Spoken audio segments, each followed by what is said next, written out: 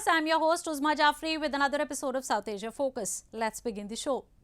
India is rapidly growing into one of the world's biggest airliner industry. With the recent launch of Akasa airliner, the competition-driven acceleration has picked fresh momentum. Experts say with more budget airlines entering Indian market, the travelers are poised to experience quick and affordable journeys in coming times.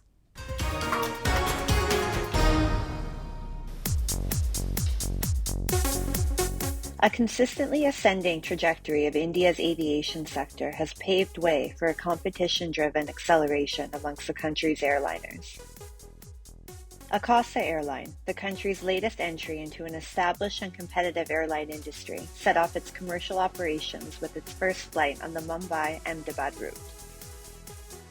Backed by the late billionaire investor Rakesh Jhunjhunwala, Akasa has a 72 Boeing aircraft fleet on order and is set to compete directly with other budget carriers like Indigo, SpiceJet, and Go First. Akasa launched operations with aims to connect India's metropolitan cities with smaller towns.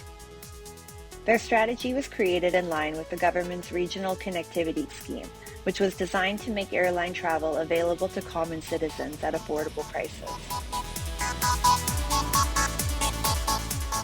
In the last 5 years, we have grown from 2013-14 almost 6 crore passengers to almost 14.5 crore passengers.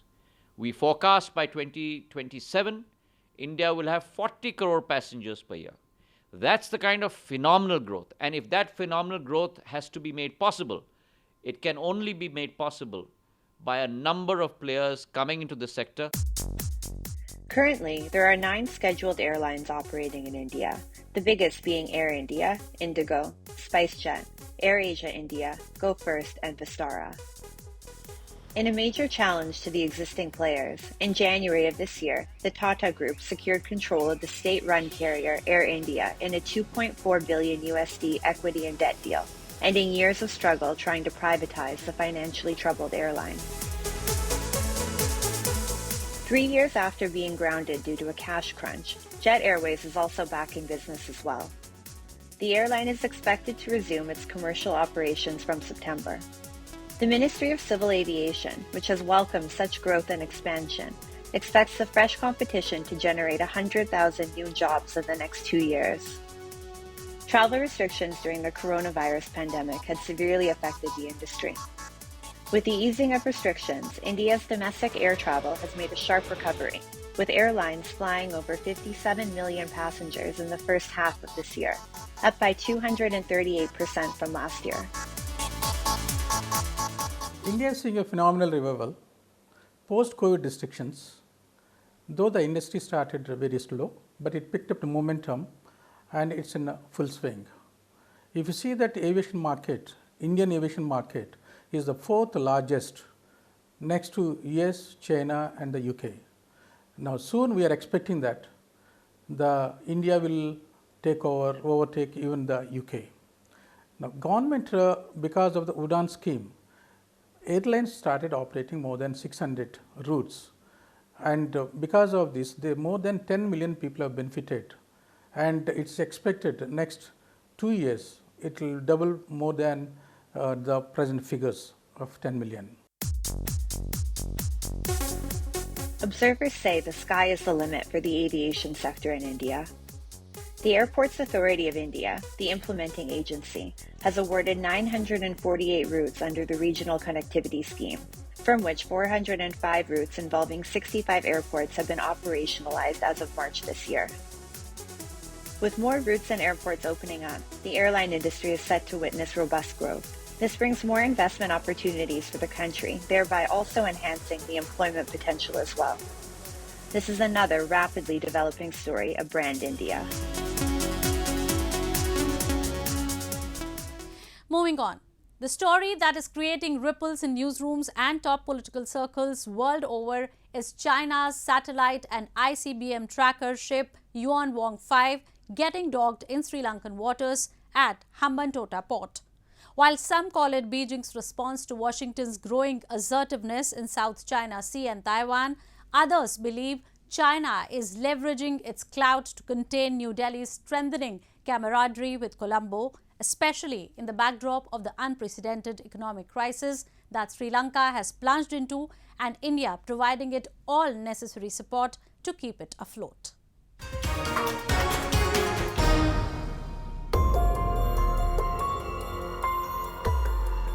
The Chinese survey vessel Yuan Wang 5 docked at Sri Lanka's Chinese-built port of Hambantota. As per the observers, the movement of the ship is likely to fuel contention between India and China, two of Sri Lanka's biggest allies in its current economic crisis. Some also say that China could use the port near the main Asia-Europe shipping route as a military base. Foreign security analysts describe the Yuan Wang 5 as one of China's latest generation space tracking ships used to monitor satellite, rocket and intercontinental ballistic missile launches. As per different media reports, Sri Lanka was reluctant to allow the boat entering its waters, fearing this could impact its resurgence from the deep economic crisis, but China leveraged its clout in the global bodies to threaten Colombo, which could have hampered the process of it receiving the much-needed IMF bailout package. Hours after the ship docked, a Sri Lankan cabinet spokesman said the island nation was working to ensure that there was no friction between friendly countries. China, on the other side, released a symbolic statement calling it a regular exercise which strengthened the bilateral ties between the two sides. You have experienced some different rough weather this time on the Indian Ocean. The port call of Yuan Wang 5 to Hambantota finally comes through. It manifests not only your courage, tenacity, and invincibility, but also the deep-rooted, unfading, and enduring friendship between our two countries. According to diplomats based in Sri Lanka, the number of Chinese spy ships in the guise of research vessels have steadily increased in the past decade in the Indian Ocean region. It is understood that since 2020, 53 so-called Chinese research vessels have been monitored in the Indian Ocean region, as not less than 3 to 5 such spy ships are operating in the area at any given time. The deployment of such vessels, observers say, serve the Xi Jinping regime as a tool for maritime diplomacy in the form of joint surveys with Indian Ocean region, littoral states, and provide access to strategically important areas within the exclusive economic zone of a third country. They also call it a hostile act by the Chinese given the context of the ongoing tensions between the Indian and Chinese armies along the LAC at another end of Indian Peninsula. Meanwhile, Sri Lanka has urged China to help it recover with the economic crisis only. We hope and request China, our long-standing friend, to assist us in restructuring our debts and secure an IMF bailout as soon as possible and provide with some meaningful bridging finance. Not just financial, but Sri Lanka is also undergoing a massive political shift in recent days, and if the observers are to be believed, then there are stark differences amongst the leaders and diplomats in Sri Lankan top brass vis-a-vis their outlook towards India and China. And amid these unpredictable times of deepening geopolitical rivalries, nobody can say for sure as to what is going to happen next. What is going to be next move of Sri Lanka, China, or the United States of America? We just know that Sri Lanka is suffering and the politics should be kept aside to save the island nation, to save the people of the island nation, and last but not the least, to save humanity. Moving on. It's been a year since the Taliban swept to power in Afghanistan, and not a day has gone by when Afghans didn't suffer. From acute poverty to frequent terrorist attacks, the Afghans are facing it all. The hapless citizens are making desperate appeals to the international community and other countries to come to their rescue. Some lucky ones who managed to get refuge in other countries are worried as their family members are still suffering the repercussions that came along the Taliban takeover.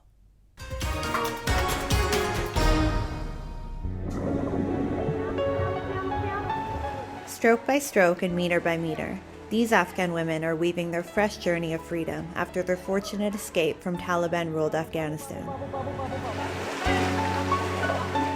However, thoughts about their families and loved ones not lucky enough to have made their way to Sydney or other different countries continue to haunt them.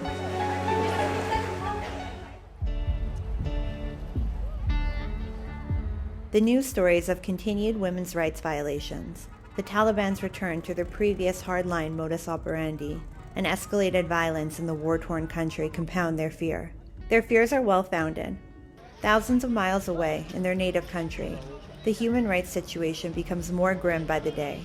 In the course of the last 1 year, the Taliban have made the country one of the most dangerous places for human life, where every single breath is considered a blessing.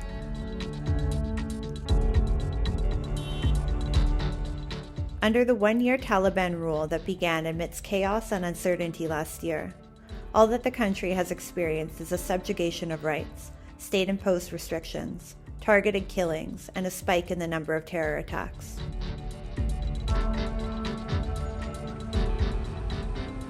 The recent bomb explosion in Kabul, targeting the Shiite Muslim community, was one example of how the situation in Afghanistan has panned out since the Taliban takeover.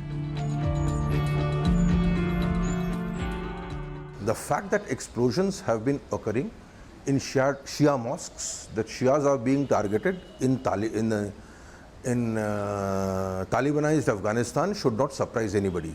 Initially, because the Taliban had managed to recruit Shia commanders at the behest of Iran, people thought this would be a more inclusive Taliban. I think that has been shown to be false quite some time ago. And so if in Taliban-ruled Afghanistan, Shiites are being targeted, it's not surprising at all. The Taliban leaders have been boasting about their self-proclaimed achievements towards restoring peace in the country. The reality on the ground, however, is a sharp contrast. Observers say the Taliban are not equipped to provide even moderate-level security to the citizens, let alone save them from any outsider attacks. In fact, they themselves have been the perpetrator-in-chief of atrocities committed against the people of Afghanistan. The Taliban are also accused of providing support to the terrorists that they had vowed to never give a safe haven to. The promises of the Doha Agreement seem to have been forgotten. The concerns over the Taliban supporting terrorist groups operating within the country are a main reason behind many countries' reluctance in providing any form of direct assistance to pull the country out of the massive economic crisis it has plunged into. It is the common man who is suffering because of the Taliban's politics and ideology. Many in the country don't have adequate food and are living in poverty. In a heart-wrenching video report by German media organization Deutsche Welle, instances of desperate Afghans selling their children due to abject poverty had come to light. There are only a handful of operational hospitals, and they are at capacity treating malnourished children. Afghanistan is staring at a major humanitarian disaster. بله یه بازم زیاد میشه فقر و تنگدستی روز به روز در کشور ما شما زیاد شده داره هر چیز زیاد شه و سوء تغذیه واقعیتش زیاد میشه. Hapless Afghans in and outside the country are making desperate appeals to the international community to lend them a helping hand. The looming hunger crisis has the potential to push the country further into collapse in the coming times. Observers say if the Taliban does not amend its ways and come up with a policy that is friendly for both its citizens and the international community, then Afghans will be staring at their darkest days. The potential for positive changes lies with the Taliban only, and it is they who will have to decide how the future of their country will unfold.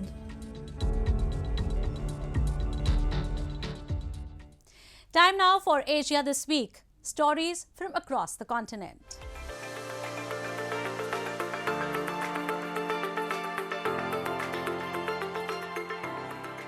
Myanmar's military leadership this week lashed out at the ASEAN grouping of Southeast Asian countries for excluding its generals from regional gatherings, accusing it of caving to external pressure. Members of the Association of Southeast Asian Nations have heaped condemnation on Myanmar's junta, which they say has failed to make concrete progress on a peace plan agreed within the 10-nation bloc last year, including engaging with opponents and a cessation of hostilities. Myanmar's military seized power from an elected government in a coup last year and has since then crushed dissent with lethal force. Most recently, the junta has been criticized for executing political activists and imprisoning Aung San Suu Kyi, the symbol of Myanmar's opposition and democracy movement. ASEAN has barred Myanmar's generals from attending regional meetings, and some members said last month it would be forced to rethink the way forward unless the junta demonstrates progress on the peace plan. The junta has declined offers to send non-political representatives instead to ASEAN meetings. Several Western countries, including the United States and Britain, have imposed sanctions on Myanmar's junta over the coup.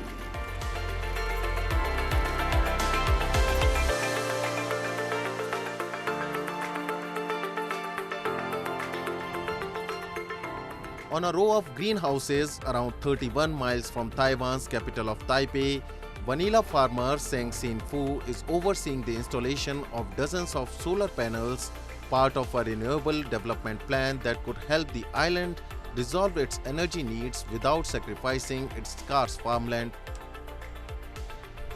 Seng's farm, which currently exports most of its crop to Japan, is expanding to meet growing demands from elsewhere, and the government support for solar energy has given him an opportunity to do so without risking his livelihood.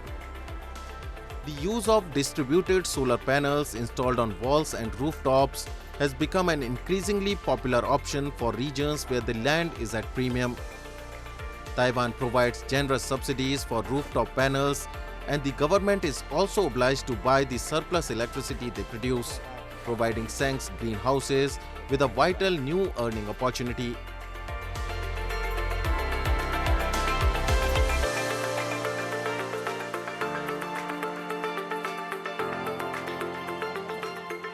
These are little car models which have been developed by the hands of little kids. The scene was witnessed at the Kids Engineer 2022, which was recently held in Yokohama, Japan, where children learned about engineering cars. A number of Japanese automakers and part manufacturers also participated in the event. Because of the burning issue of climate change, children are being taught about the importance of decarbonization and the usage of energy sources such as hydrogen and wind power. 今までのガソリンエンジンだと CO2 排出とかそういう問題があるということを考えてもらいながら、新しいですね、自動でぶつからない車とか、ライントレースって言いますけど、線を見ながらまっすぐ走る車、そういうものを、自分の身をもって感じて体験してもらうってことを主眼に置いてやっています。These children have built a model car kit and have learnt about the programming of speed and direction. The reason why the car is not hitting the wall is because it is equipped with an infrared reflection signal system that prevents it from doing so. A special cap that children wear has a device for measuring brain waves. Children can be diagnosed with emotional changes while driving by measuring their brain wave. The automobile industry in Japan recognizes and promotes carbon neutral and autonomous driving machineries. These kids will surely grow up and become good automobile engineers.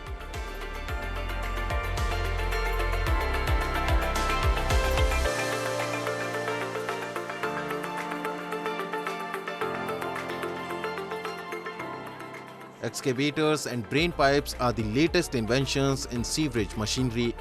Japan's sewage industry is facing a turning point at the Japanese company DX, which is incorporating digital technology. 今、下水道が抱えている大きな課題、これを解決するためのいろいろな情報を展開しています。例えば気候変動問題、それから、情報化に関係するデジタルトランスフォーメーションの問題、下水道の普及がですね 90% を超えています。これから施設の維持管理の時代に入ってきますので、施設をリニューアルするためのさまざまな技術などを展示しておりまして、全国からですね、また海外からこの下水道展を見に訪れていただく方がたくさんいらっしゃいます。Surveying sewerage pipes and facilities consumes a lot of time and effort from humans. Underwater drone for sewer research is attracting a lot of attention. The development of drone with updated technologies and improved image quality and operating performance in the dark is progressing. Sewerage is used in the case of flood accidents. The technology to understand water storage quickly is enabled by digitalization. During the summer vacation in Japan, this event was held to help many people and children learn about sewer. The sewer system's structure, microorganisms in the water, and uniquely designed manholes in various locations were all introduced. Japan's new technology for the sewerage industry is evolving through major digital transformations that will contribute to the world's sewerage technology in the future.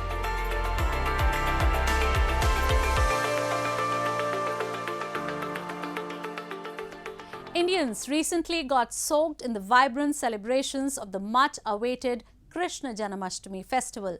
Devotees across the country thronged Krishna temple and offered special prayers to mark the annual festival.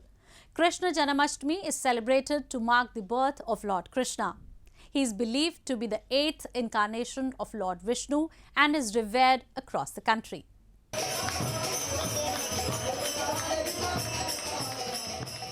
Krishna Janmashtami is one of the most popular festivals of India. Recently, these Hindu devotees from across India chanted Hare Krishna, Hare Rama to mark the auspicious occasion of Krishna Janmashtami with religious fervor and immense enthusiasm. It is celebrated every year to mark the birth anniversary of Lord Krishna, which falls in late August or early September according to Gregorian calendar. Lord Krishna, a son of Vasudeva and Devaki, is worshipped as the 8th incarnation of Hindu god Vishnu. We are celebrating Sri Krishna Janmashtami with all the grandeur. Festivals are the times where you can gratify all your senses spiritually.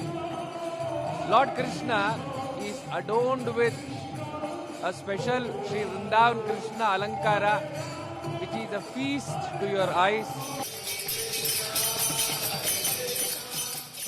On the auspicious occasion, temples across the country were decorated in glittery lights where devotees danced, sang devotional hymns and chanting of Lord Krishna captivated everyone. Believers observe fast on this day and abstain from consuming grains until the next day and perform various rituals in their homes. Janmashtami मतलब कृष्ण का जन्म, तो ये हमारे लिए साल में सबसे बड़ा उत्सव होता है और इसकी तैयारियां बहुत 1 महीने पहले शुरू हो जाती हैं। बाहर जो कनातें लगती हैं और जो वाटर प्रूफिंग होता है वो सब पहले से हो जाता है start.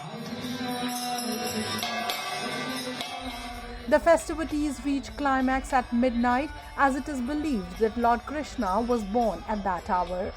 The idol of Krishna is cleaned with milk, curd and ghee and decorated with new clothes and ornaments. Then the idol is placed on a cradle to symbolize the birth of the Lord. India possesses many such festivals which provide an opportunity for different sections of the society to unite and celebrate together. A number of joyous activities are part of the festival. With that, we come to the end of this week's episode. See you next week. Goodbye and take care.